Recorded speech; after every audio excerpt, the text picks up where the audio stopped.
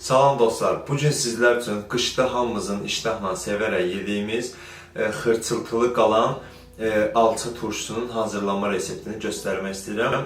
Palçıq turşu deyil, onu inşallah sizlər üçün rayonda hazırlamaq fikrimiz var.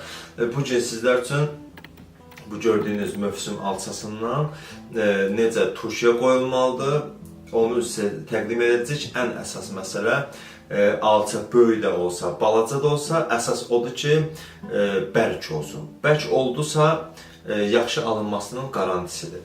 Reseptə keçək. Bizə lazım olan əsas ərzaqlar özü də görsünüz sadə şeylərdir. Alça lazım olacaq, yəni bir bankanı tutacağı qədər götürəcək.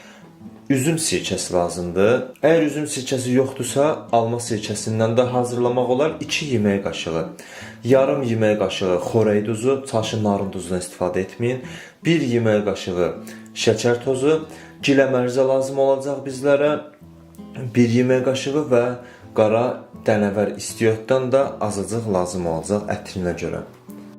Hə nənə, mən çəkirəm, sən boşalt. Başüstə. Bunları altdan qoyanda daha yaxşı olur ki, üstdən geyib alta çatana qədər belə daha rahatdır. Bir də ki, bəlkə giləmərzə taxmadılar. Onda da yaş nanə əlavə eləsinlər. Yaş nanə ilə də yaxşı olur. Bir də özün bilirsən də harda olur. Bunu hardan Bilirəm, mən biblər tanıyıramsın. Camada da dinə qoy geyib tapsınlar. Əgər giləmərzə dostlar tapa bilmirsə, quru nanədən istifadə etmək olar. Bu bir. Düzdür, onun yerini verməyəcək. İkincisi də ki, giləmərzə satılır. Bazarlarda o görürsünüzsə, biblər satır, sirkə, apqora, lavrovlis, cürəbəcürə otlar. Onlarda olur. Müraciət eləsəz, bəs eləyər. Elə deyin ki, mən giləmərzə lazımdır, verərsə.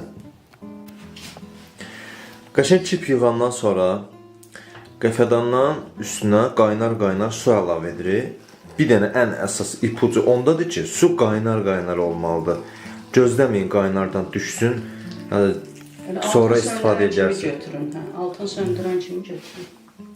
Əgər su qaynardan düşübsə, işi çıxıb gedmişsə 1-2 dəqiqəlik, sonra əziyyət çəkin, gəlin təzədən qoyun qaynamağa. Amma belə isti olmalıdır. Ağzını da qəşəng kip bağlayırıq. Vəssalam.